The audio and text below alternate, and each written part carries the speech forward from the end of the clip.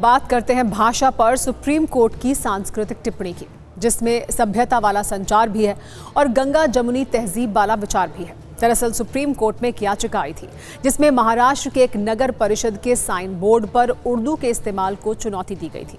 सर्वोच्च अदालत ने इस याचिका को खारिज करते हुए कई एकता, सभ्यता और संस्कृति वाले भाषाई संदेश दिए।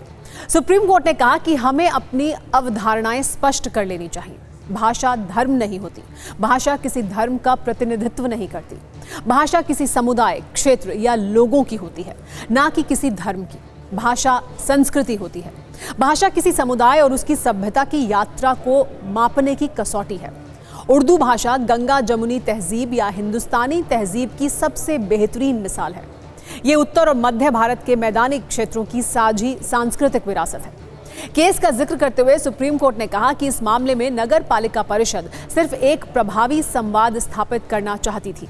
देश की विविधता का सम्मान करना चाहिए। भारत में 100 से अधिक प्रमुख भाषाएं बोली जाती हैं। इसके अलावा सैकड़ों बोलियां या मातृभाषाएं भी हैं। 2001 की जनगणना के अनुसार भारत में 122 प्रमुख भाषाएं थीं।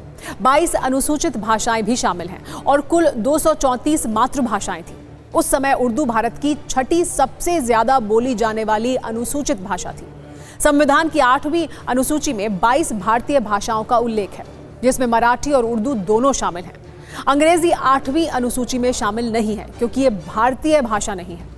भाषाई विविधता के साथ भारत दुनिया का बहुभाषी देश है। ऐसे देश में पूरे भारत में संवाद और उपयोग के लिए कौन सी भाषा होनी चाहिए और राष्ट्रभाषा क्या हो, यह संविधान सभा की बहस में एक कठिन प्रश्न था। हमें यह समझना होगा कि भाषा केवल एक माध्यम नहीं है, बल्कि एक संस्कृति की प्रतिनिधि भी होती है। सुप्रीम कोर्ट ने यह भी कहा कि उर्दू के प्रति पूर्वाग्रह इस गलतफहमी से आता है कि उर्दू भारत की भाषा नहीं है, लेकिन यह धारणा गलत है। उर्दू भी मराठी और हिंदी की तरह एक इंडो आर्यन भाषा है।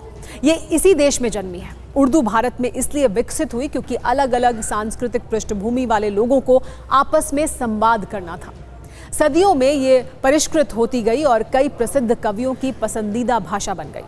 सुप्रीम कोर्ट ने यह भी कहा कि हमें अपनी धारणाओं या शायद पूर्वाग्रहों को साहस और सत्यनिष्ठा से उस सच्चाई के आधार पर परखना होगा जो हमारे राष्ट्र की विशाल विविधता है। हमारी ताकत हमारी कमजोरी नहीं हो सकती। काव्य संदेश देते हुए सुप्रीम कोर्ट ने कहा कि अगर उर्दू खुद बोल पाती तो वो कहती, उर्दू है मेरा नाम, मैं खुसरो की पहेली, क्यों मुझको बनाते हो तासुब का निशाना, मैंने तो कभी खुद को मुसलमान नहीं माना, देखा था कभी मैंने भी खुशियों का जमाना, अपने ही वतन में हूँ मगर आज अकेली, उर्दू है मेरा नाम, मैं खुसरो की पहेली।